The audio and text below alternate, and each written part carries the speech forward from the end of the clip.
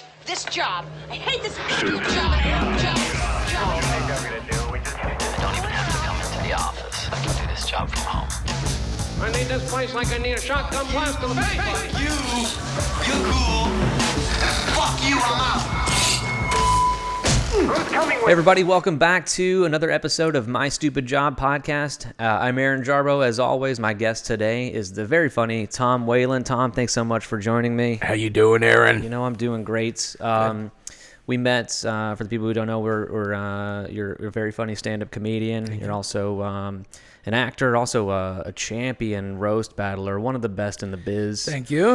And just for everyone who knows, you're like also one of the sweetest guys ever. You're like one of my first friends in stand-up comedy. Always were so nice to me when I was starting out, and you know that's very much appreciated. Just a great guy. Well, thank you. It's a brotherhood, you know. Yeah. We gotta. I hate when people are mean to people for no reason. I'm mean to people for sure, but it's only when they're disrespectful or to the craft and disrespectful Yes. to other comics, and you know it can get cliquey, it can get it can get brutal out there. We're all competing, but also we should be like hoisting each other up, and you know if you're my friend and you do well, that's great because I get to tell people I know you, and you right know, and that's my goal. It's just I want everybody. There's enough room for all of us to succeed, and that's all I want in the world. Yeah, I agree with that 100%. Yeah, 100%.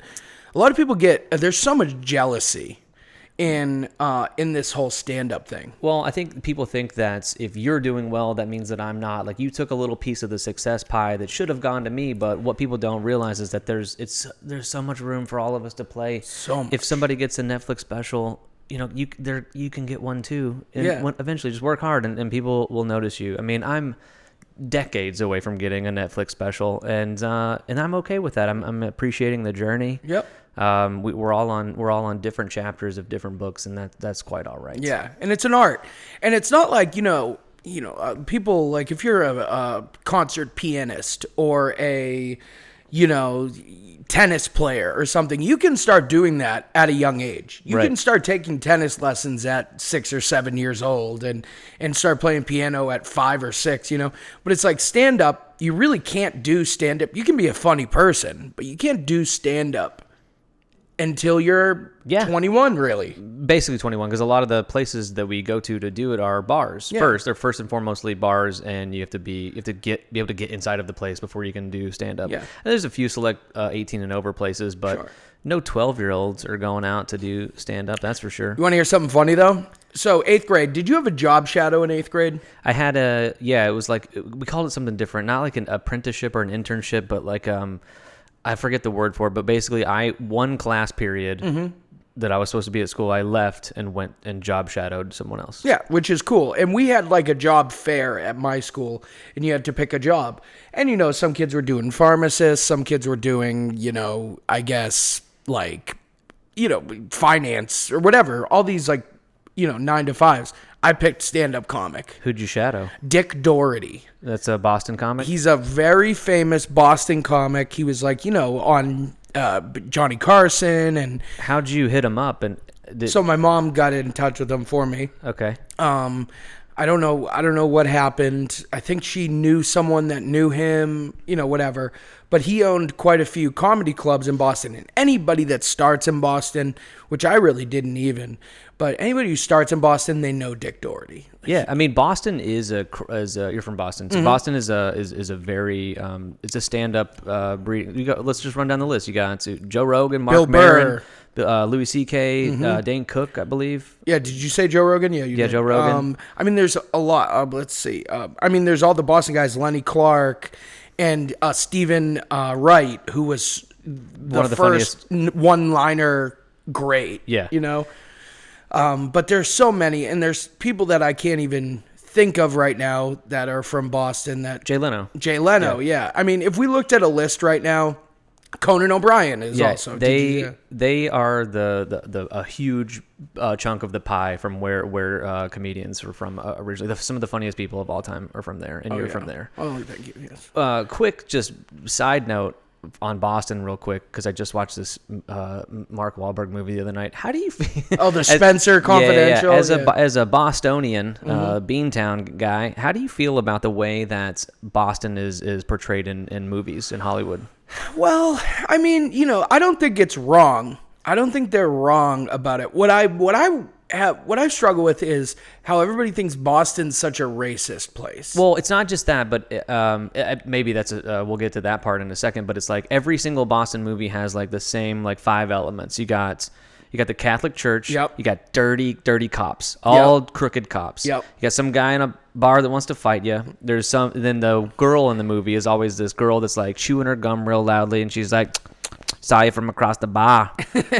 Can I suck your cock?" Like that's every girl in every Boston. I mean, spot on. Like Yeah. that's exactly. And then the 5th element is Mark Wahlberg. There you go. I mean, he's from Boston, but he's in. He's our favorite son. Yeah, he's Boston's favorite son. Or it's over. No, I'm stupid. I was gonna say Stallone, but it's like boxing movies. He's Philly, but Oh it's like yeah. Well, he was in the movie The Fighter. The Fighter, which was not yeah. that was a Boston movie. Mickey right? Ward, yeah. And then he had The Departed, which was Boston, and I think weren't the Teds shot in Boston? Teds were in Boston. Yep, Teds were in Boston. I mean, that's another guy.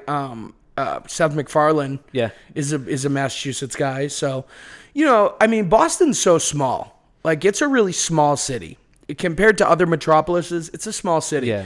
It's the suburbs that get rough. The southy areas. Well, I'm from Beverly, which is like Manchester by the Sea. Okay. Have you seen that? Yeah, once. That's all the only number of times you need to watch that movie. Yes. It's like Passion of the Christ. Like Yeah. saw it, never need to see it again. So good though. It's so great, yeah. I mean, but that's where I grew up. So Okay. it's kind of like, it's less like city, towny, fighty people. It's more like, fishermen, Yeah. like, but still, it is pretty, they are pretty good. When people make movies about Boston, they're pretty good about it. So that is, in your Pretty opinion, real. pretty Yeah, accurate it's pretty depiction. real. It's not. I mean, I've never been to Boston, but it's Good Will but Hunting. my favorite movie of all time. Yeah, it's pretty, like when they go down and they watch the kids play Little League and they're like, let's go to Kelly's. There's something so funny. Everybody from Boston or metropolitan Boston area, there are these inside jokes that we all know. Yeah. Like there's like, you mentioned these restaurants, these cities, like we all get this wave of happiness. You say Saugus, we're like, oh, Saugus. And for everyone listening at home, I have no idea what that means. Saugus is a city. It's a city. It's actually where my dad was born and raised.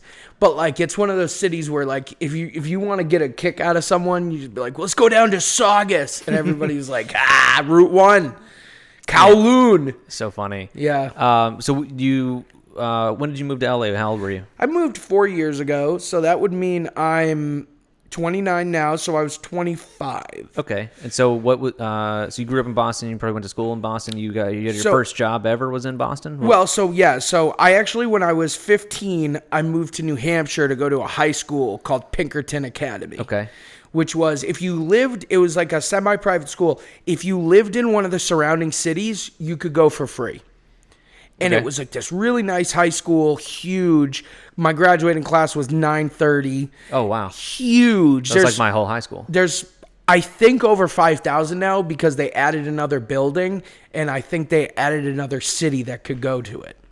So it's crazy. But anyways, my first job was in Boston. It was in Waltham. Massachusetts. And what'd you do? I worked for Verizon Fios. Okay. How old were you at the time? I was probably, so this was like maybe 19 or 20. Like I had a paper route when I was younger. Okay. And I mean, like, that counts. That's like most people. That's a lot of people's first job Yeah. where I come from. But I just wasn't the morning person. I couldn't wake up before the sun and fold the papers. I helped a buddy of mine do it a couple times when he was out of town. And I was like, to do this every day, you never get a day off. No. Papers are 7 days a Yep. week. So there's no days that you couldn't do it. If you want to go on summer vacation with your family, you got to phone up a buddy and be like, hey, would you like to wake up at 3:30 today? And I'm they're like, like, go fuck yourself. So you did that a little bit, and then you went.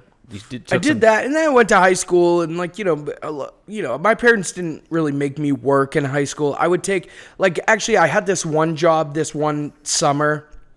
No, it wasn't summer. It was towards Halloween, where like Halloween stores, how they'll have the guy with the arrow, Yeah. and he's spinning it up in the air. There's a and- lot of stores too. There's the oil place right down the street from my house. Yeah. Has that guy, and he, by the way, is amazing. Yeah. I'm like, when do you get to practice doing Yeah. that? Like, because I couldn't like practice in this apartment. Like, do you go to a park on the weekends and you're like, you got to train for that so that you could even apply to that job in the first place? I want to know more about sign spinners. If you're a sign spinner and you're listening to this, call me.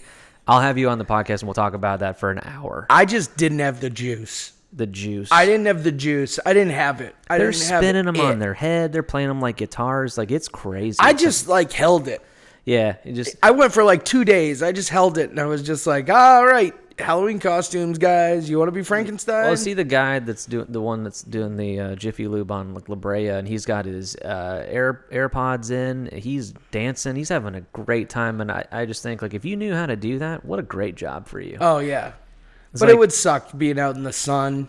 It's like 100 degrees. Yeah, You know, you're I like, mean not during Halloween. Yeah, not but- yeah, not now. So I totally even lost count of why we were talking about that. Well, because The I said Halloween that was my first job, paper route, which the only time I've ever shit my pants was while doing my paper route. Oh, really? Mine, Yeah. I've only done that once when I was 26. Wow. Yeah. Wow.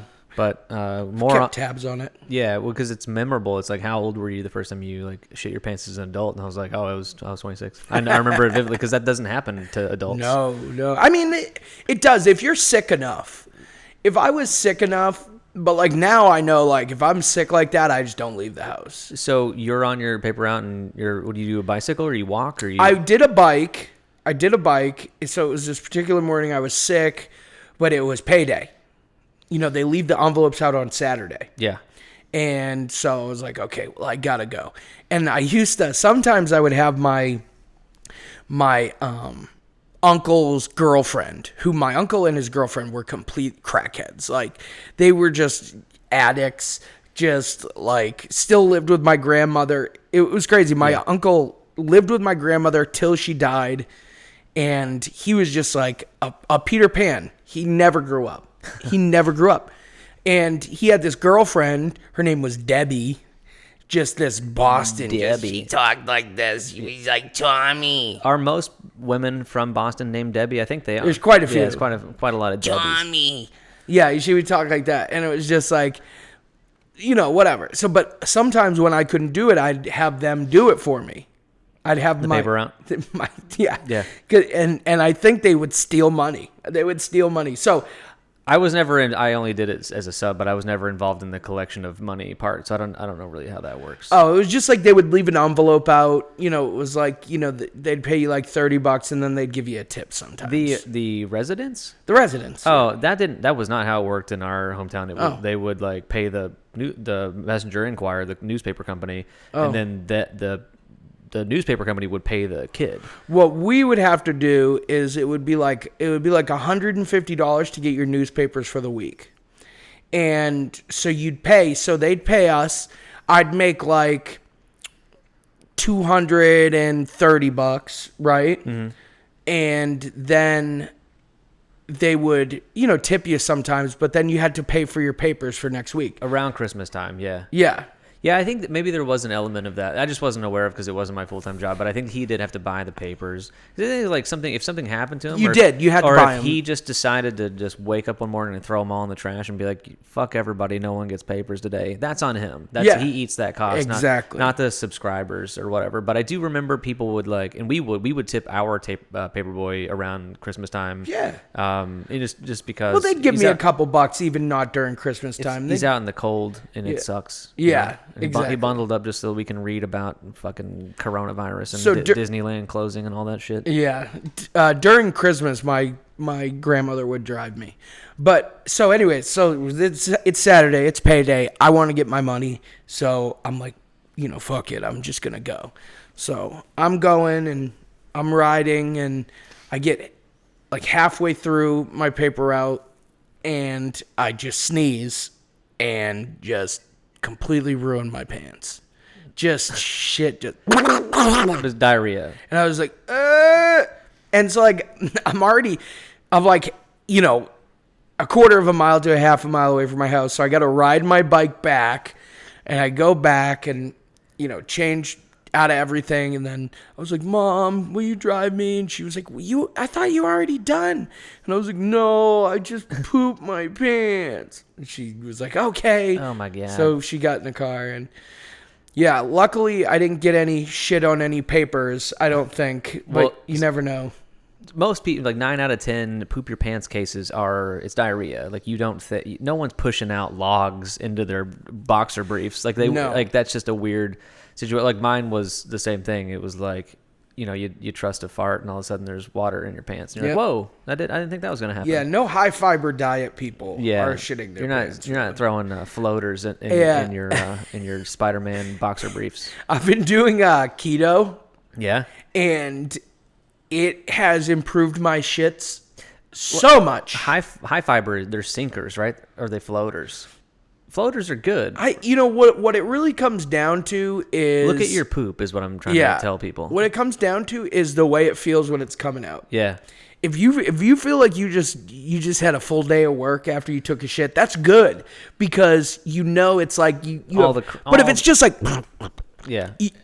That's not good for anybody. It can't be good because you're getting everything out. You feel it. You feel all the just junk leaving your body, and that's what you want. Yeah, that is what you want. And it's also, I mean, this just turned into a poop podcast, and I'm okay with that. I'm not Dr. Oz, but he talks about poop a lot. We all poop. And the no wipe, like when you go to wipe and there's like not much on the toilet paper, that's a good poop. That's a good one. If it's disgusting, then that's like the worst kind. And I haven't had any of those since starting keto, so very happy with that. I cheat every now and again. I'm not like perfect. I'm not no one's perfect. We're all humans. Exactly.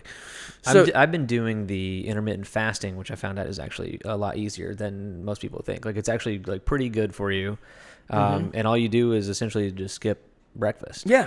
Skip breakfast, just pound coffee, and if you're working, you're kind of not thinking about it anyways. Yeah. And then look at the time the first time you eat. Let's say it's like 12:30, and then at last time, like your last bite of the night should be at 8:30. Yeah. And then kind of just don't snack or drink 70 beers before you go to bed. Right. And you should be okay. And it's actually, I found it to be pretty easy. You're asleep for most of the time. Right. Exactly. So people are like, I could never go 16 hours without eating. I'm like, well, you're asleep for 8 of it. So Yeah. what do you? And then 4 of it's on either end of the meal. It's not that bad. It's not hard at all. I used to do intermittent fasting, but it was just because I was on Vyvanse and Adderall, and that made it really easy.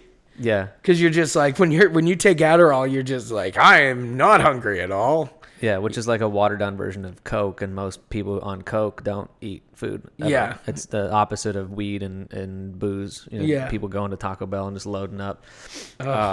So you started down this. You were gonna be a door-to-door Verizon Vio. Was it Fios? Fios. So Fios is like an internet service. Okay. So it was like in New England, Comcast rules cable and internet. So Comcast. Who rules out here? Is it Spectrum? Spectrum, Time Warner Cable, I think, is big out here.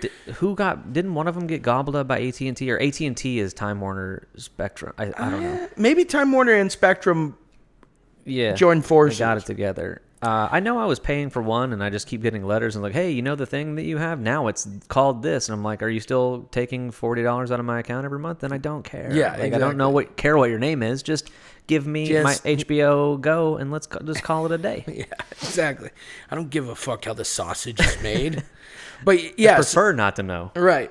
So I worked for them, and it was so stupid because they would make you show up in a suit in the morning. And you'd have to, and by morning I mean like 10:30, but you'd have to show up in a suit. And it was like, okay, but you'd show up in a suit. We'd have our little morning meeting where it was like an improv workshop where everybody'd be like, wooga chugga. And then the other people had to go, meow, meow. It was just like stupid stuff to try to get you like morale boosting. To try to get you amped up about the day, But in reality, it was just stupid.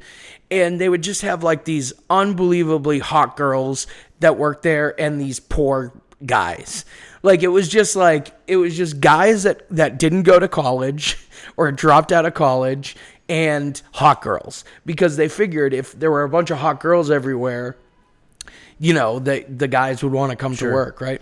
So we I'm go. imagining that scene in Wolf of Wall Street where Leo every morning walks up before the market opens and gets on the microphone and just starts like trying to amp everybody up. Like, I want you to be telephone terrorists. Like that whole That's thing. pretty much exactly Except for what with it was. stupider songs. Yes, Yeah. exactly. And they were it was like improv games. It was so dumb, but, and Did it work? I mean, not really. Like, it was a pyramid scheme is what it was. Okay. You would get hired in so here's what happened. You'd come in for your interview. They hired everybody. So it's like they didn't even need to have interviews. They'd bring you in for an interview. You'd talk to the GM for like 5 minutes. He'd go, okay, I think you're a good fit. I think you're a good fit. So we're going to have one more interview. You're going to meet with your team leader. And then you'd meet with your team leader, who is someone who had done it for like 4 months and, now leads a team. And they would go, okay, so here's the deal. So here's what you're going to do. We're going to, we give you your district or your area that you got to go to. You got to go there, walk around, blah, blah, blah. And then they were like, little did they tell you that every sale you made, they got a percentage of. Right, because you're in their pipeline or whatever. Exactly. So you were basically like working for them, and then they were working for the boss, and the boss was just making hundreds of thousands of dollars. But anyways, so we'd get out of our suits after the meeting.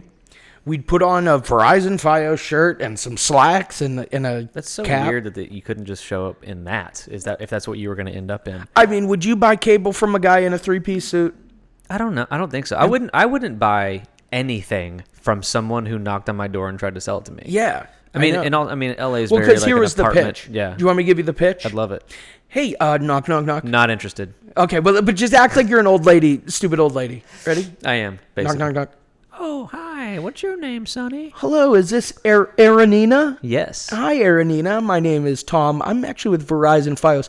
Have you seen the trucks coming back and forth and the little construction going on in the neighborhood in the last couple weeks? Yes, I have. Well, the reason for that is actually we have been installing state-of-the-art, high-technology fiber optic wiring into your neighborhood. Whoa. Yes, and what that's going to do is, and we've paid for all that, Verizon Fios, and the reason we've done that is because we want to improve your internet and cable technology. Okay. And I don't know how much are you paying for your current cable? $400 a week. Guess what? We'll do it for $32 A month? a month. Oh my God, that's a way better deal. Absolutely. So sign right here, and we got Yeah. your cable. Signing. Little do they know it's $32 a month for the first 3 months, and then it's like $600. And then it's Yeah. like ridiculous after that. So it was an easy pitch for you. It was pretty easy, but I And still hated it. Those the trucks that you mentioned, that was a real thing. You just had like. I mean, guys- that's just what they told us to say. Yeah. Who knows if there were ever really It's trucks? such a coincidence. Like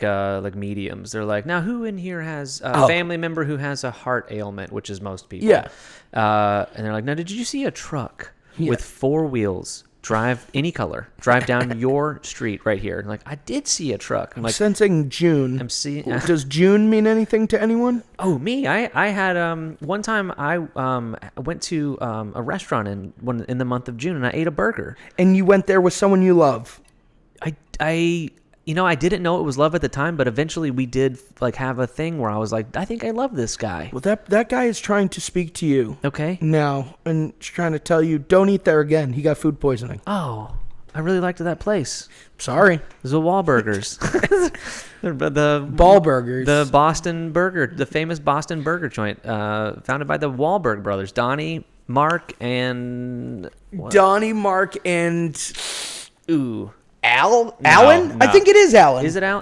I think it is Whichever Alan. the third guy, he's the main. He's the main. He's guy. the burger master. He's the burger guy. The other two, they're a bunch of foofy actor types. He's Yeah. a burger man.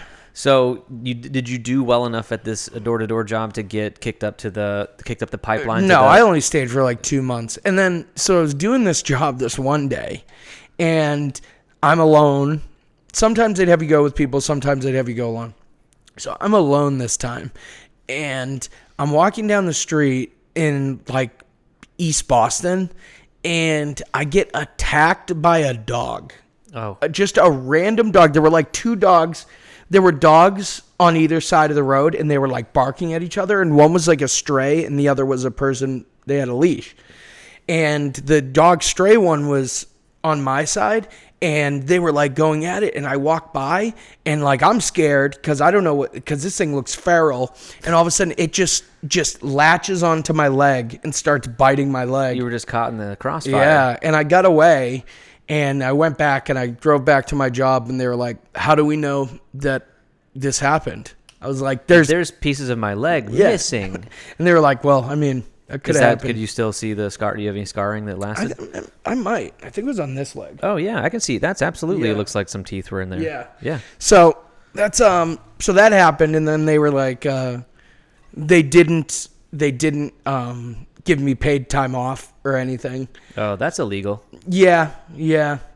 And so yeah, I quit that job. And because of the dog bite? I mean, it was like a week after. That wasn't the straw that broke the camel's back. It was just like I just felt kind of like over it at that point. I didn't want to go out because it's like, oh man, this happened to me like 2 months in. What the hell is going to happen next? So yeah, I ended up quitting that job, and they're just taking advantage of you. And actually, I really liked my boss. His name is Vince. He was actually, shout out to Vince. He was actually a really good guy. I really liked him, but it's just the nature of that business model is just taking advantage of people. Yeah, and you're investing and hoping that they're like little lottery tickets of human beings that are gonna be the next sales champion. That'll be the next Jordan Belfont or whatever that guy's name is. Belfort. And is that a Boston guy? No, he's New York. Yeah. And then they go on to be the team leader, and then they just champion the whole thing. And you were happy to have that guy in your pipeline because he's making you jillions of dollars. And if you don't perform, no hard feelings, you're out the door.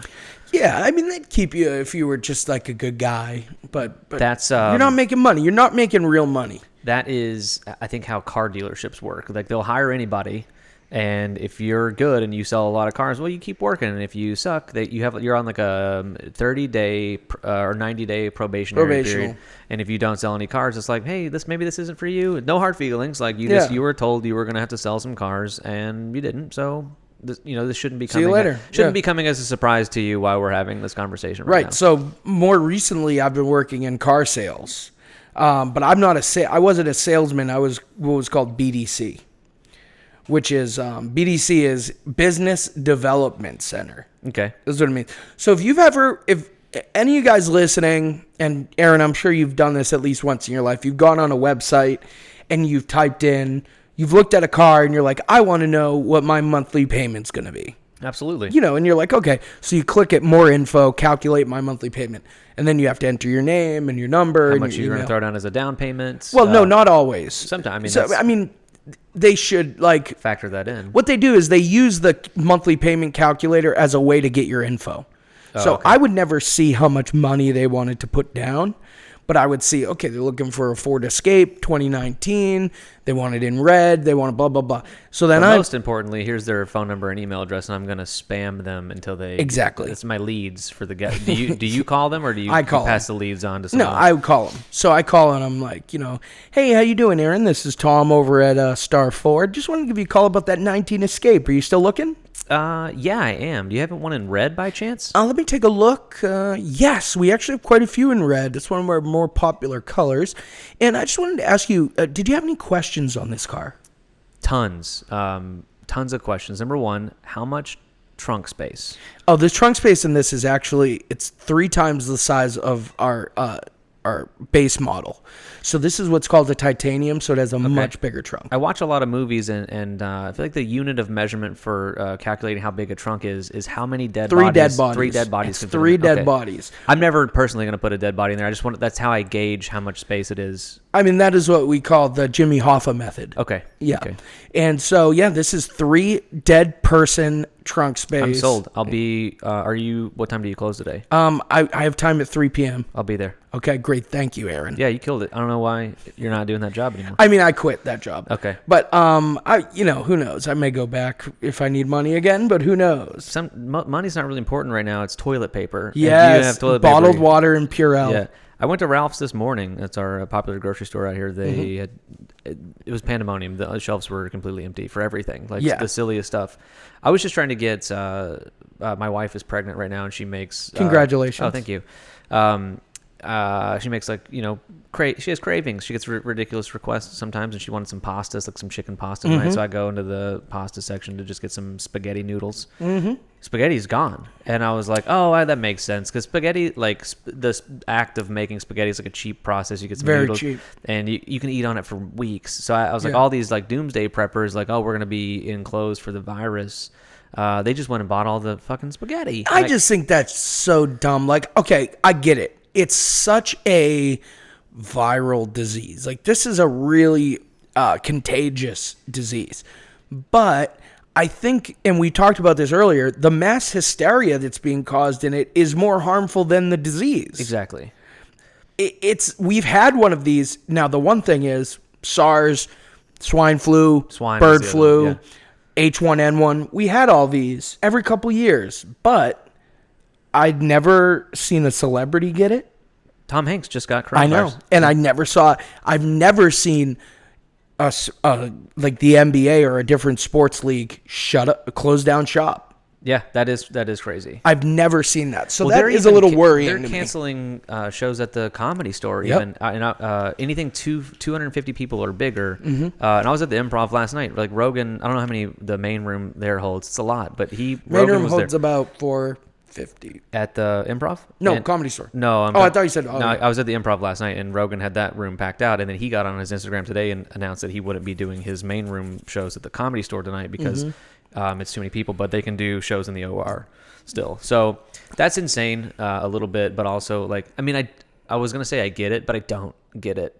It's just like helping us like feel like we're safe by not going to places. I had a girl cancel a roast battle with me over coronavirus. Oh, and that's the smallest room in the store. I know, it's only 80. It only holds 80. Yeah. They actually canceled all belly room shows until April. Oh, geez. Yeah. This is like crazy, man. This is like insanity. It's like such a, I don't know. It's such a scary situation, but also the scary part is how much people are feeding into it. Yeah.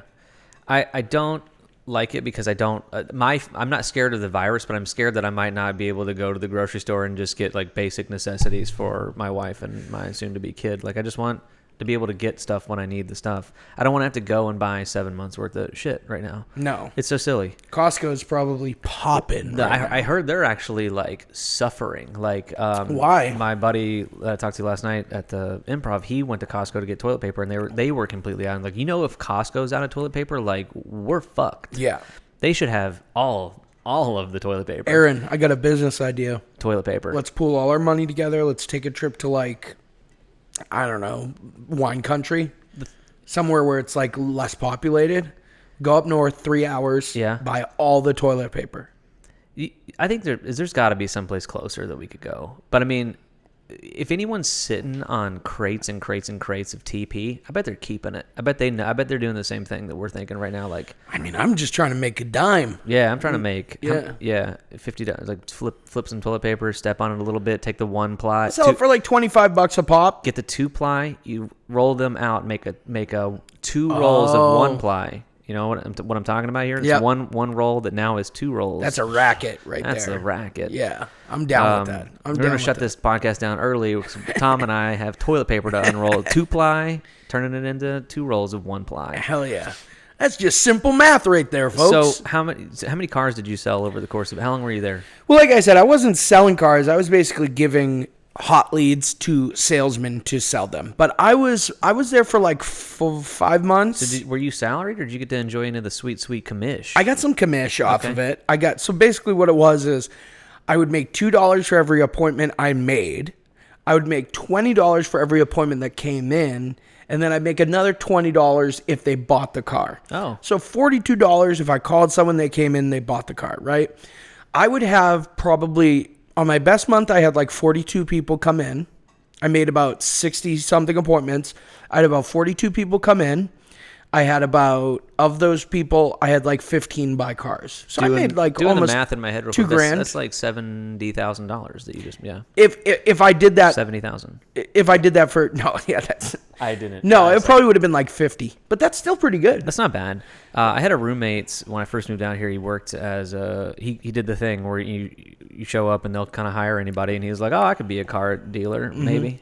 Yeah. And it was like for like Volkswagen, Audi, and they did Volvo as well. Those three in one. Was it here? Yeah, it might have been Keys. It wasn't Keys. I know it was definitely like in the west side somewhere. But I know Volkswagen and Audi were a part of it, and there might have been a third involvement, but maybe not. And he was like at the end of his 90 days. It was like, we're paying you a salary to be here, but that's in hopes that you're going to move some vehicles, and if you don't, sorry, maybe car sales is just not for you. Yeah, and so. He was at like, let's call it day 87 of 90, and he was out like with the customer, and this other guy came up to him with a hat on, and he was like, hey, I'm trying to buy some cars, and he was like, well, I'm with a customer right now. If you just if you want to take a stroll, take a lap around the lots, I'll be with you in just a second. And then this guy was taking way too long, the first guy that he was dealing with, and so he had to push that guy off onto another one of his colleagues. That's called turning it, not burning it. Yeah, and so that guy ended up being Leonardo DiCaprio, and he bought 6 cars that day. It was around Christmas time. He bought one for everybody in his family. How do you not know it's Leonardo DiCaprio? He had a hat and glasses on, and he was like he was working with this other guy. He actually said that his name was George, which I later learned was like his dad's name. Because if he goes up and he's like, "Hi, my name is Leonardo," you're like, "Well, there's only one of those, and it's you." Yeah. What's up, DiCaprio? Yeah. You son of a bitch! You here to buy 7 or 8 cars and one like just gonna throw it? You got the cash in your pocket right now. Yeah. And so that if he would have just picked the other customer that day, he would have had 6 sales, and that would have been like more than he needed for the whole year. 6 probably. sales, you're good. I mean, not for the whole year, but you're expected to sell. He could have got to keep his job for many more months with that. You're expected to sell about 10 cars a month. Yeah, that's a lot. The lesser, the not as good salespeople sell 6 to 7. But basically, what it is, you work on a draw. If you're a car salesman, and they asked me to be a car salesman, I didn't want to. I didn't want to do sales because it's worse schedule. It's a draw. So the draw is like, let's say minimum wage would dictate that you make like $1,700 a month, right? Yeah. If you made minimum wage for a 40-hour week, whatever, right? So they will give you that $1,700. That might even give you $2,000, right? Base pay. Yeah. But you have to make $2,000 in sales before you make any commission. Yeah. So you're really not making. There's a word for that. But that's how a lot of places that are really commission heavy are based. Your salary is based off of what you're able to bring in. Yeah. So then it's like, okay, which I understand, but then you have a bad month. Now you're like, and then let's say you only make $1,300 worth of cars, you still are guaranteed that $2,000. But on your next check, you need to make that $700 up to make commission on the next one. It just seems very like it's like the stress that would come from that, because a car is a big purchase, and you can't just make people buy cars every day. People love buying cars. I know, but like if I was at work and no one came in to buy cars, like that's not really on me. I know you have that job where you're supposed to be like fielding leads and bringing people in, but like houses are the same thing with me. I interviewed a buddy of mine who's a real estate agent, and that's a huge purchase, arguably the biggest purchase you'll make in your entire life. And car comes second to that, I think. Yeah, cars definitely are up there. Because so it's like if you have a shit 6 months as a real estate agent, and it's like, well, I can't make them buy houses. Like right. It's a hard thing to do. I'm not selling ice cream on Santa Monica Boulevard or whatever. That's sells itself. Drugs, they sell themselves, Yep. But houses and cars, I feel like that's like there's got to be some leniency, like some wiggle room for like, hey, this isn't easy. Yeah. To move these things. No, definitely. It's a big commitment, and people get up to their eyes underwater. Yeah. Buying a car. Well, if you're good at I mean, if you're good at it, you're lucky. But if you're just like one of the names that people go to that's synonymous with real estate or synonymous with like Keys on Van, that's all one guy, right? And that Keys guy has like 45 car dealerships, and so that guy's he's definitely doing well. Oh, billions. But if you do like 6 houses in a year in LA's market, where like the shittiest, smallest house is like 1.5 million, and you sell 6 of those, you're having a great year. Yeah, you're probably making a couple 100,000. Yeah. But then if you start selling the shit up in the hills and like out down by the beach or Malibu, like you're the richest person I know. Yeah. If you could do that. Yeah, but it ain't easy. It ain't easy. And, a lot of times the people that want to buy cars and you're like, oh, this guy's definitely going to buy a car. I mean, or a house, whatever. Then you do the finances and they're not, they can't get it. That part is really hard too, to have to like talk to people about their credit and like, or let them know that it's they're going to be paying out the ass monthly for something that should, like, to pay like $500 a month for a Honda that should cost like $189 a month. There's a phrase. It's called it's buyers are liars. Yeah. So buyers will lie to you because they assume you walk to a car dealership. You assume the salespeople are going to lie to you. That's just what people assume. They go, I'm going to be lied to. So they combat that by lying themselves. They go, how much do you make a month? They go, oh, I make about $4,000 a month. Then you like actually look at their pay stubs and they make $2,200. You know? But that's not like how much I make. It's how much extra do I have left over to put on a car payment, and that's a different number as well. Yes. Because they always want to know what your annual salary is, and everybody rounds up. If you're making like 42, people write down 50. Yeah. But you're just hoping to get a better line of credit. Yeah. Because you probably can. You can't afford an extra like $200 a month for like a car payment, but that doesn't mean you want to pay $400. I don't know. Also, people don't understand if you say you make more money, they're gonna probably give you a higher payment. Yeah. Like, because they just he can afford it. We're gonna pitch him this payment, and then a lot of people are dumb and they say yes the first time. You're supposed to say no a couple times. Yeah, the first time I ever bought a car on my own, the guy kept coming down. He was like, well, here's what we're gonna do. Here's the payment, and he wrote down like $500 a month, and I was like, that's insane. And then he was like, all right, I'm gonna go talk to my boss because I want to get the best deal for you. And like they're really like good cop, bad copying each other. You might not even been going to talk to somebody else. He's coming back. He's like, all right, I talked to him. We looked at your numbers again because we really want you to have this car. And so we got it down. Well, we just realized, we got it down to $407 a month, and then from $500 to $407, you're like, that's a good deal, but you're like, that still sucks. And you're probably still and they know that they know what their lowest is, and so they're gonna come down a couple times just so you feel good about the purchase. Here's what they'll do too. Start high. Yeah. So they'll go to you and they'll go, okay, first off, a tip for anybody going in, listen to this. If you're about to buy a car, here are a couple tips. First off, don't reveal that you have a trade-in until after you've gotten your numbers. Okay? Okay. So go in, say, I want this car, do your credit app, fill it out. They go, how much money you want to put down? You go, $1,000, whatever.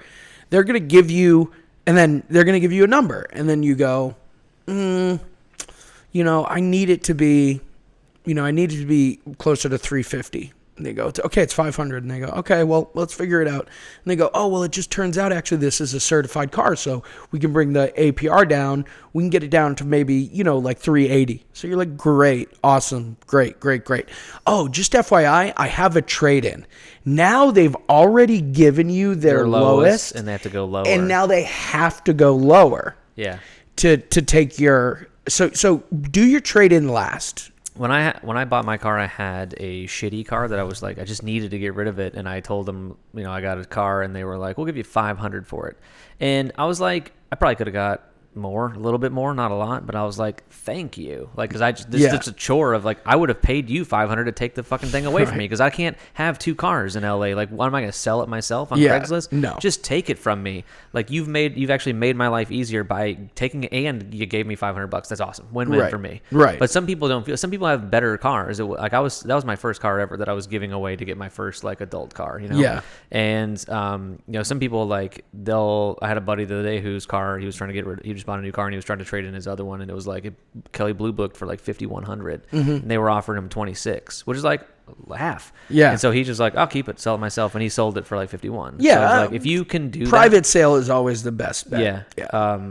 If you have the time. If you have the time, and I didn't. I just the hassle seemed like, oh, it was such a great deal that they were willing to take that off my hands for me and deal with all the bullshit. And I don't know what they did with that car. They could have chopped it down for parts, sold it to somebody for like $100 more than what they paid for. I don't care. They probably sold it for $1,000. Yeah, I just don't care. I just like didn't want the stress of dealing with having two cars in this city where street parking is you get tickets all the time, paying the registration fee on two cars and like the insurance on it until it sells. It's just like it would be a lot of extra crap that I had to deal with. So it was a great move for me at the time to just let them take advantage of me and give me $500 for my trade-in. Hey, sometimes you got to play the game. So tip number 1, don't mention that you have a trade-in until the end. Was there a tip 2? Yeah, I mean, there's a couple tips. So, I mean, if you can get a cosigner, get a cosigner. But that's obviously difficult. But I mean, always never say yes right away. Say no a couple times. Yeah. Go on to a different car. So you like this car? Ask to test drive that car. And then they're gonna be like, well, if we want to sell you this car, and then they're gonna do more for you. So like, act like you have options. Would car B need to be a cheaper or more expensive car in your? It would probably be cheaper. Okay. You'd probably want to go with something cheaper. They want to. Because then they're thinking, oh, I could sell them that first car, which is a little bit more money. Yeah. Let's keep them away from these cheap options. Also, try to always go, if you want a new car, let's say it's 2020 now, right? Go for a 2018. Because anything over 2 model years old, they want to get rid of. So right now you have your if we're in 2020, you have or let's say it's 2019. We go back to the end of last year. You have your 2020s that came out, and then you have your 2019s. So the 2018s, they want to get rid of those. So they're going to give you probably like 10, 15 grand off of those cars. Interesting. And that's still a very good, very new car that will have everything that you need a car to have. Like I have a fully loaded Lexus that's it's a 2006, and it has everything in it that like my wife's car has, which is a 2019. Like it has Bluetooth, it has a rear view camera, it has like a digital screen that has like navigation on it. Like they got to a point where it's just like, this is what cars can have. This is like their maximum ability. I don't know what I don't have that I would need, that I would like want to buy a new car for. Oh, and it's a brand new. I mean, it's still never been driven. It's like 0 miles. So the 2018s. Yeah. So, and you can get huge discounts on those. So look at a couple model years older. And other than that, it's just don't act like you need it. That's like such a big thing. Don't ever go into a car dealership acting like you need a car. Yeah. Act like you want a car, but you don't really know. Yeah, the wife might not let me. I got to talk to her. Yeah. And act like, say you're going to leave. Yeah. Here's the other big one. This is a huge tip. So go somewhere, especially if they do your math. It's very easy, okay? Let's say you want to get a car, it's a $15,000 car, and you want to do it over 72 months, okay? Divide 15,000 by 72, okay? That's what you would have with no interest, right? So then be like, okay, I have shitty credit, so add, and every $1,000 is worth about $20 on a monthly payment. Okay. So with the shit credit. Yeah. Okay. Well, no, with any credit. So if it's $15,000, right?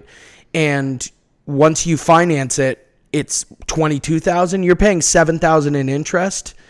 So your monthly, just basically understand your own credit and how it will apply to your monthly payment. Do you know what I mean? Yeah. Well, it's just like you might be buying a $20,000 car, but you need to understand that over the course of that, 72 months or whatever, you're gonna be paying like $32,000 for a $20,000 car. Exactly. And if your credit's not that bad, if your credit's like okay, you're getting screwed. So just know that. What got me onto this? I was going to tell you. Okay. So they give you a payment. You look at it. You're like, fuck, this is like way higher than I think it should be. Take a picture of it. Bring it somewhere else, and they'll beat it. They'll match it or beat it. That's a good idea. And especially in Los Angeles, there's so many dealerships, and they're all competing. I feel like you have that as an advantage. In my small town back home, there was one dealership for every make and model. Or like there was like a Honda dealership, and there was a Ford one, and there was the Chevy one, and then and that was it. So you couldn't go someplace else really. Yeah. But out here, it's cutthroat. Yeah, big time.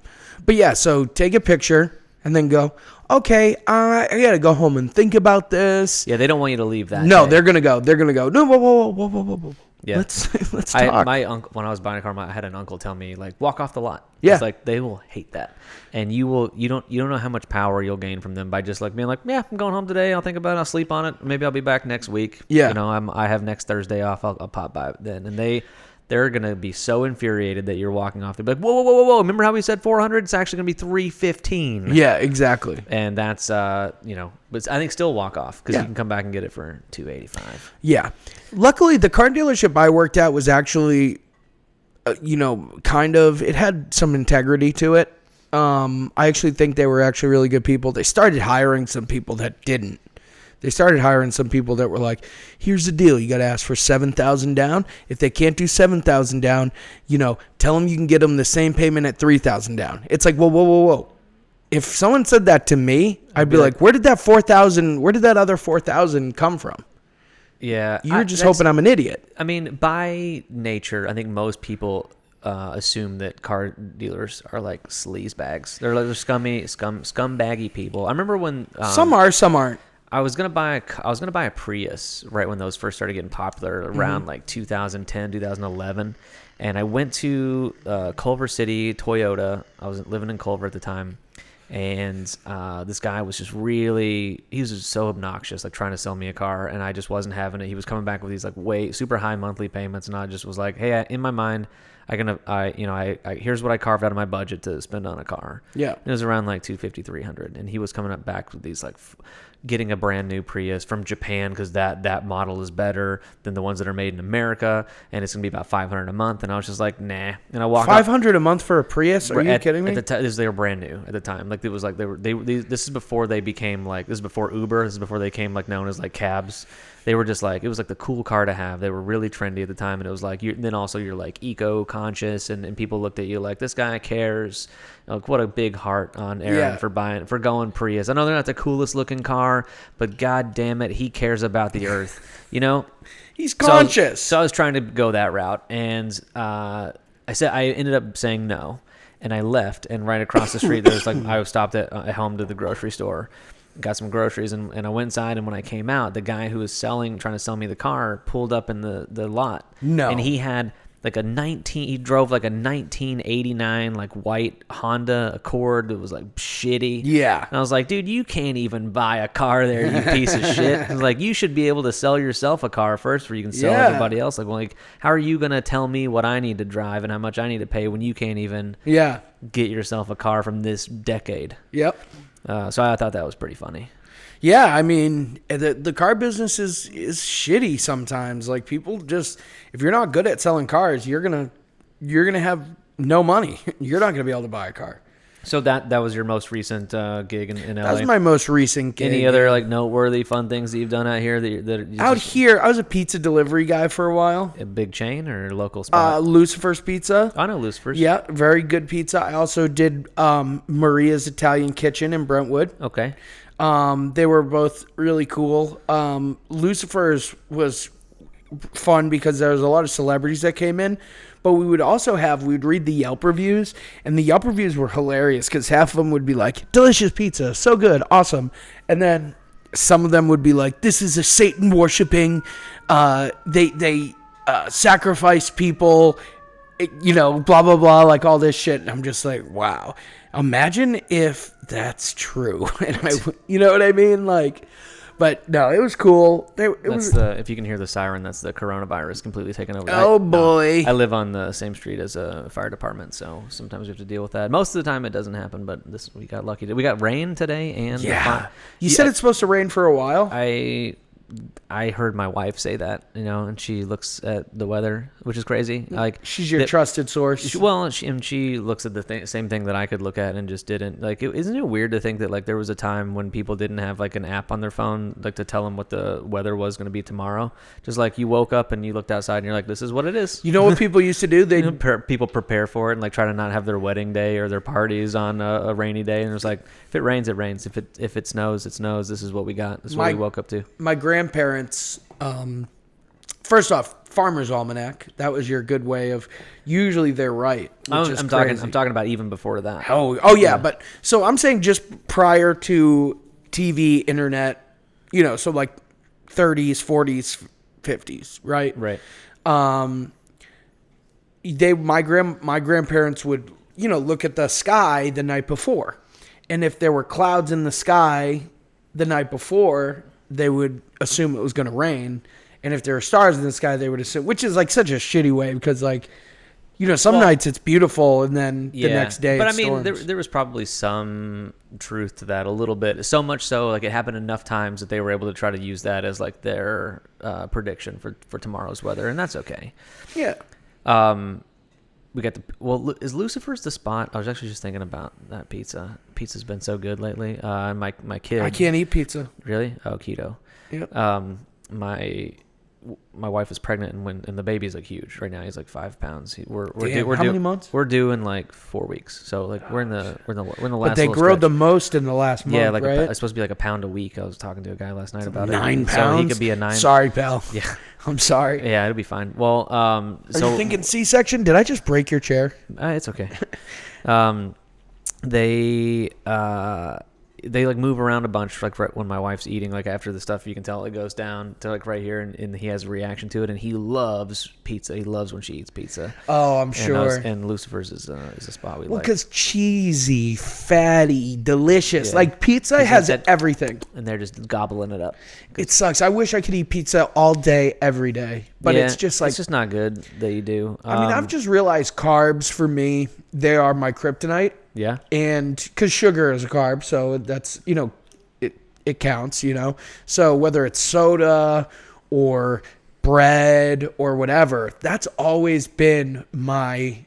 When I started doing this keto shit, I was trying to think of like what I could eat. And it was just like everything I love. Sandwiches, bread, pasta, bread, rice. I love sushi. Can't eat it. Rice. Is it because mostly? Yeah, well, you can just do sashimi. I could do sashimi, but I mean, to go and pay $15 for like 8 little slices of bread of fish. It's like I'd rather eat 15 cheese sticks. Like what I've been doing is and I've lost 20 pounds, so it works for sure. I don't know how easy it is going to be to put it back on. Probably pretty easy. I've noticed that it's like you can work 6 months on your body, go to the gym every day, eat healthy, and like you notice like a little bitty improvement. And then if you have like a one bad weekend in Vegas where you're just getting drunk the whole time and eating dog shit, you blow back up like an idiot. Yeah. It's like, how is it so much easier to destroy your body than it is to like make it look good? I'm just trying to watch what's the word I'm looking for? More moderation in my life. Yeah. And that's helped. It's helped me realize, okay, if you can cut down on most bad stuff, you can still enjoy some bad stuff every now and again, but you'll enjoy it more when you have it, Yeah. Where it's like there were nights recently over the last few months, I found this, this pizza place near me that is just so good. Big Mamas and Papas. Oh, yeah. Wait, there's one right here. Do you live? They're everywhere. Okay. I live in Glendale. I was like, I can walk to one. Yeah. Oh, it's so good. I have to stay away. Yeah. Because it's that good to me. But they had this cheesy garlic bread that was like in the shape of a small pizza, but it was just like bread covered in cheese and garlic, and it would just like, you peel take it and it's the cheese goes... And I'm just like, my mouth's watering even thinking about it. And dude, I ordered that like 4 days in a row. And if you think about that, your meal is nothing. It's but then I'd also get chicken marsala or something. Yeah. I love eating, but I hate myself after. Yeah. I mean, I feel the same way about drinking. I like drinking when I'm drinking, but then if I get so drunk that I'm like blacked out the next day, I hate my life. I'm like, I'm never drinking again. Yeah, never works until tonight. Yeah, exactly. Everybody has those things. It's so, I don't know. It's so weird, but it's also moderation, like you said. Like I can have a drink every day, but I don't need to be drunk every day. Exactly. I think I lucked out because drinking was never taboo in my family. Boston, dude. You're just drinking. You had a bottle of J-Mo in your mouth right out the womb. Well, beer, definitely. What, Guinness? No, that's just. I mean, my dad loved Guinness because all the bars there are like Sam Adams, Terry O'Flanagan's, or some shit like that. No, they're all like the cask and barrel and the slippery cat. I'm not talking shit on Boston. I would like to visit there one day, but it's like such a caricature of itself. Such a great place. You don't understand that it's also the academia capital of America. I think that's a funny element of that city is that you've got like Harvard right here, and then you've got like MIT and MIT and Emerson, then like just a steps away, there's like these like Southie roughnecks beating the holy shit out of each other in a bar because one guy looked at another guy for 2 seconds too long. And it's like, you get the smartest and the dumbest people in the same, like, neighborhood. Trust me, hillbillies are dumber than Bostonians. Bostonians are actually really smart. We just don't put up with disrespect. Oh, I'm from Kentucky. I know quite a few hillbillies. Yeah. I mean, but, like, you find someone in Mississippi, they both love fighting, and just one of them loves chewing tobacco, and the other loves OxyContin. You know what I mean? Like, it's fucking, like, Bostonians are just... We're good people, very respectful. If you're good to people, you gotta be present. You have to fill a room. Is that how you get respect. Brotherly love? Is that no, that's Philly. You're mixed up. But Philly and Boston are pretty similar places. What is there any Beantown? I know people. Beantown, yeah. They don't have another city like that. The Bay State. That's Massachusetts. Beantown. No, yeah. I mean, we just call it Boston. We just, we talk about the neighborhoods too. If you're really from Boston, when people ask me, I say I'm from Boston, then someone goes, "Oh, where?" I immediately know they're from Massachusetts because no one's actually born in Boston. Yeah. No one's born in I mean, actually, there are a couple really great hospitals. Also, Boston has the best hospitals. And so it's a great place, but Children's Hospital, Mass General, Beth Israel, these are like all really great hospitals. So people are born in Boston, but very few people live in the city of Boston. They live in Somerville. They live in Medford. They live in Chelsea. They live in, South Boston, East Boston, Brockton. You live in a neighborhood. I'm from Beverly. It's only 21 miles outside of Boston, but it might as well be a different state. Yeah, I feel that way about down Brentwood. Yeah, like I never go to Brentwood, and it's right over there. Silver Lake. When's the last time you went to Downey? What, downtown? No, Downey. Oh, never. Exactly. Is it about that far? Like, let's say this is Boston, right? I would be about as far as maybe Chatsworth? Rancho Cucamonga? No, too far. Chatsworth is north. That west a little bit. Maybe Santa Clarita. Okay. I mean, if you got good traffic on the 405 or come down, you know what's crazy? I lived closer. It took me less time to get to Boston when I lived in New Hampshire. Then it took you from Glendale to get here? No, from Beverly to Boston. But also, honestly, took me 21 minutes to get here from Glendale. It probably, on a good day, you could get to Boston in 32 minutes, 35 minutes. Not bad. Yeah.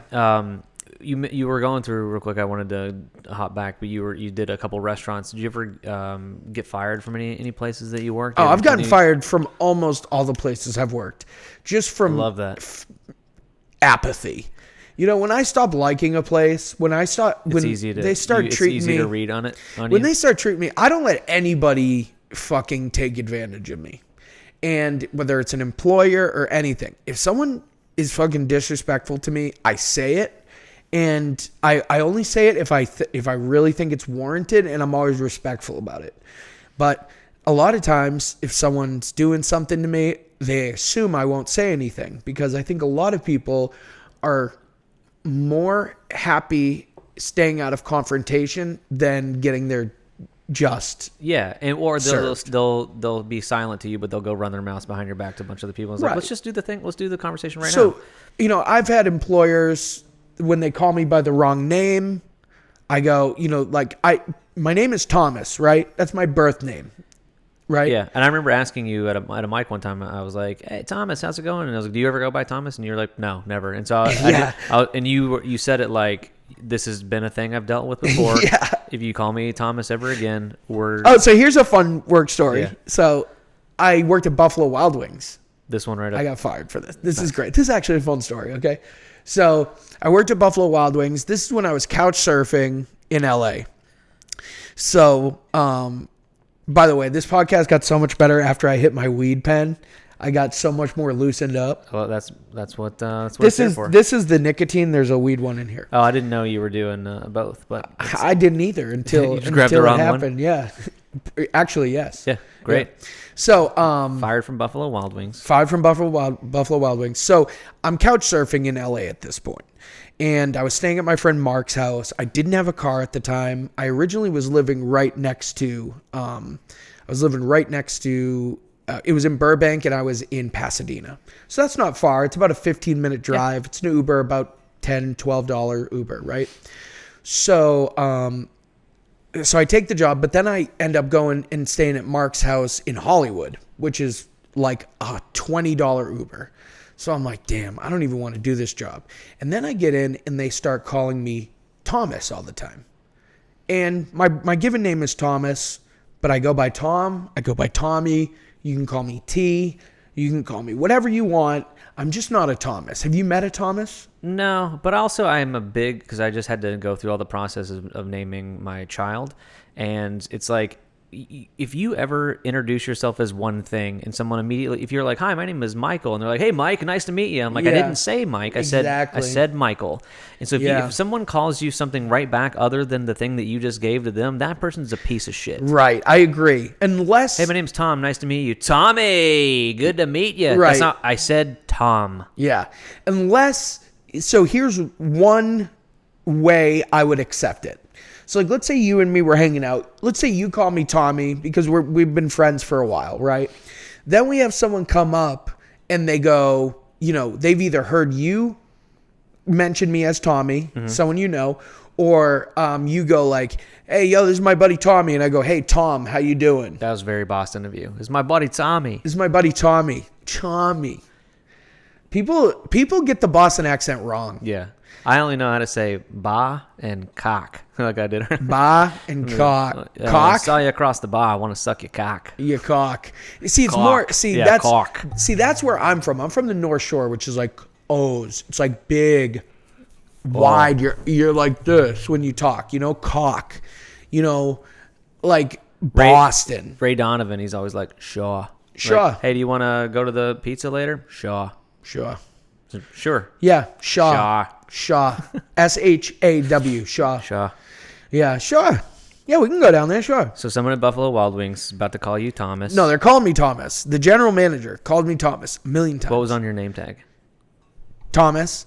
I had them change it. Okay. This is how much of a thing it was. It should be a thing. I went to them. It's your name. I went to them. I said, because, dude, I've never met a cool Thomas. I'm sorry. Any of you guys out there, Thomas Lennon, hilarious guy. He doesn't follow me. I know he doesn't, but Yeah, I'm just saying. I checked. No other people named Thomas follow me. Okay, there you Yeah, go. I won't let them. I don't approve. Yeah, please. See, they're the worst people. But if you go by Thomas, any Thomas I've ever met is like, "Hi, I'm Thomas," and, you know, nose up, and it's like, come on, man. They just left a clam bake and they have a sweater tied around their shirt.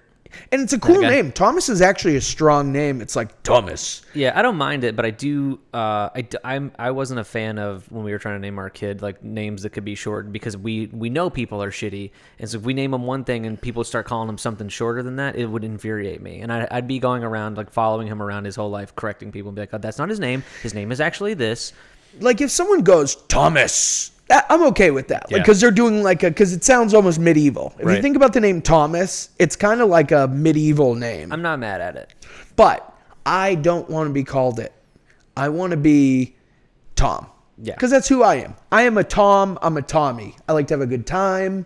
I like to, make people laugh. That's a Tom or a Tommy type of thing. Yeah. Thomas. I want to like, get a beer with Tom. I don't want to hang out with Thomas. Yeah, exactly. Oh, let me introduce you my friend Thomas. No. So anyways. Don't introduce me. So don't want to meet him. So he's calling me Thomas nonstop. I lose my name tag. He prints it again. So I went as Thomas, right? And it's not like they kept the old name tag. They just ripped the name off and put Tom on, right? So he, again, makes me another name tag and it says Thomas. And I'm just like, dude, you know how I feel about this. And so now I just hate this guy. And now I don't care. And I'm working at Buffalo Wild Wings and I'm carrying trays of like 18 cups of water. And sometimes I'm dropping it on the ground. And like... On purpose a little bit? No, I just sucked it. Dude, who the fuck wants to carry that many cups? Nobody. And I got tipped like, dude, Buffalo Wild Wings might be the worst tipping job ever in service industry. And that one was the Burbank, Pasadena-ish? Burbank, yeah. Because there's one right down the street in This Hollywood. is the Burbank in the where Flappers is. Oh. Okay. You know where I'm talking about? Yeah. It's so funny that everybody knows Flappers. But so Well, I know that complex. It's like, was there IKEA and then yeah. He makes me the name tag again. He it says Thomas, so I gotta wear it. And it was crazy. This is just such a weird job. Like the girl that I dated in high school, her best friend from college, who I'd never met, worked there and I didn't know. Mm-hmm. And it was crazy because we were like, anyways, we found out and it was just like, are you fucking kidding me? Wow. Small town LA is it's such a small city. They're in sometimes. Chicago. That's where they went. That's where they met and went to college. Yeah. So, anyways, I'm getting off into a tangent here. So you choke slam the guy for calling you Thomas. Pretty much, but I stopped caring. And then the next day, I had a dentist appointment. And I went in and the dentist just cut the shit out of my gums and it really hurt and I was in pain. And the girl who drove me there made me go meet her dad after. So this girl said, yeah, I'll give you a ride to the dentist. I'm like, great, thank you so much. We get to the dentist. We're on our way. She goes, oh, by the way, I told my dad we'd meet up with him. I'd never met her dad before. I'm not dating this girl. Why am I meeting your dad? There's no such thing as a free ride. Seriously, dude. Yep. And gotta meet dads these days. so we get there and my mouth is bleeding. I'm in pain. Just the worst. Anyways, I meet her dad. It was a terrible meeting. I just wanted to leave. We left. I have to go to work now. Now I have to go to work. I have to be in at 7. It's like 4:45. I'm like... so you're already up here. So I call. I'm going to call him. You're in pain. I'm going to call out sick. So I call. Ring, ring, ring. Hello? He goes, hello. I go, hey, this is Tom. I'm supposed to be serving tonight. He goes, Thomas. I go, hey, I fucking quit. I fucking quit. Boom. Quit. Just fucking went to an open mic. That's so funny. Yeah. I had another person on the podcast who he got fired from his job, and that same night he went to an open mic, and if he didn't get fired, he would have never started doing comedy. And that's what this whole podcast. Who was it? I'll tell you offline. Okay. The crux of what I wanted to do here was like explain people's journey up to, because we're all trying to make it and we want to pay our bills with jokes. Yeah. And it's like, but that's not realistic right away. So we have to do bullshit pay the bill jobs along the way. And I've found it very interesting, and I've found that my followers really like knowing what people were doing before they were. Yeah. So right before I moved here, I know we're probably, I don't know how long you like to go. We'll wrap up here in a second. Yeah. But this can be. So right before I moved out here, I was in between that like Fios job and everything, I was doing mixed martial arts sales for a while. And I didn't get to tell the story of the lady that got fired from a job that I was at for drinking her own pee. I mean, let's hear it quickly. All right, real quick. There was this lady. She was weird. I feel like I can't pass that one up. I never talked to this lady. And you could tell like everybody thought she was kind of weird, but like she did her job, so no one cared, right? And so this one time I come into work and she's gone and everybody's like, dude, did you hear what happened to, Martha or whatever? I go, what?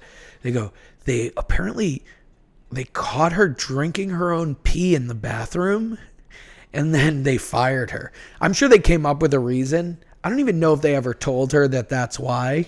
I mean, I don't know if you can get fired for drink. If you had like a medical reason or if you proved something that you needed to drink your own piss and someone caught you doing it, yeah, it's weird, but is it, came up with something. I'm sure. Could you get fired for that? No, I don't think so. I'm sure she was like, her performance was low as well. I'm going to ask my wife when she gets home. She works in HR. I'm like, hey, would you fire someone for drinking their own piss? Just to see what she says. She's probably like, no, but why? But I would never shake their hand ever again. Right. Yeah. Because you got to imagine she pees in a cup or something, and then they're like a bottle of water. They said that's hard to and aim. like a girl too. Yeah, it splatters. How are you getting your pee into a? I haven't really like in depth watched a girl like pee, in, but in middle school, high school, whatever, sports trips or whatever, you're on a long like bus ride and you got to pee. What do you go Gatorade bottle, right? Yeah, you can get open. It's big opening. You can get at least the tip in there. You can get and you're accurate. I mean, in middle school, I could get the whole thing. I could get my balls in there too. But yeah, and you're peeing on your balls a little bit. But yeah, and then that was what guys did. I don't know what girls did in that same situation. I remember one time a guy peed in a Gatorade bottle and he went to throw it out the window and it blew back. Oh yeah, he was in like the middle and it blew back in the bus and hit a guy in the face with this the funniest thing I've ever seen in my life. But yeah, so that's that lady. But then after that, I'd been wanting to perform again because I did theater. I was an actor in high school, and then I went to college for it and everything. I dropped out of college. So now I'm like trying to do sales because I'm trying to be like a regular person, which sucked. Well, isn't that Jamie Foxx had like a door-to-door sales job? I don't like know. How he got good at comedy, like being a people person. But I wasn't. I was just like making calls. It was terrible. But so then I drive by. I'm in Nashua, New Hampshire on a sales call. I was like, I don't want to do this anymore. I look over. I see ESPN New Hampshire radio. The ESPN radio in New Hampshire, right? So I'm like, ESPN New Hampshire radio. Okay. And I'm a big mixed martial arts guy. I love mixed martial arts, especially working for these companies. It was my life. I was watching fights all the time. I really loved mixed martial arts. I knew the history. I knew everything. So I call this place up. I go, hey, how you doing? I was wondering, do you have like a mixed martial arts show? And they go, no, we don't. This is the, program director. I go, okay. Well, I'd like to come in for an interview. He goes, oh, okay. Yeah, sure. We can have you in, next Tuesday. That's badass. Yeah. I'm like, okay. I'm going to try that with Netflix as soon as you leave today. I I'm mean, like, so hey, I'm much going to come harder. in for an interview. And they'd be like, get your ass on in here, you son so of a bitch. much What harder. job do you want? You can have any of them. Executive producer, you got it. You got it. Here's money. That doesn't happen, by the way. I mean, granted, this is small market Yeah. radio. This is not. They're probably like, wow, the set of balls on this guy? Get in here and take whatever job you want. Yeah. Yeah, that's great. So, fucking go in, wow the interview, and then the GM walks in. And he's nice, young guy, nice guy. His name's Justin. We start talking. Well, turns out we went to the same college. Shout out, Justin. So at the end of that meeting, he goes, okay, well, yeah, let's do, how about we have you in here Sundays from 9 to 10 to start. It's just 1 hour. It's a 1 hour shift? Yeah, sure. I'll do it. Yeah. So I go in. Sounds like my perfect work day. Yeah. I mean, I didn't get any money. Are you kidding me? I ended up getting paid later on, but I wasn't getting any money. Because in an 8 hour shift of any other office job, you're really only working 1 hour anyways. The other 7 hours, you're just watching podcasts. Exactly. And so, while the interview, he gives me the time slot. We go in, we're having a great time. They move us to 2 hours. Now we're getting sponsors. Now we're doing all this shit. It was so much fun. And then, but it just still wasn't fulfilling me. And I still was like mad at myself for not performing, And I was dating this girl at the time. Her name was Stacy. And I did mushrooms with Stacy. Shout out Stacy. Stacy. And did mushrooms with her. And then I just turned to her and I was like, I got to go to LA. And that's when I made my decision to go to LA. And she could have talked you out of it, but she didn't. So we all love Stacy. Yeah. Because you are very, very funny. You're one of my favorite comics to watch. I haven't been out in a few little bits because my wife got pregnant. I'm just kind of trying to be here with her. Coronavirus.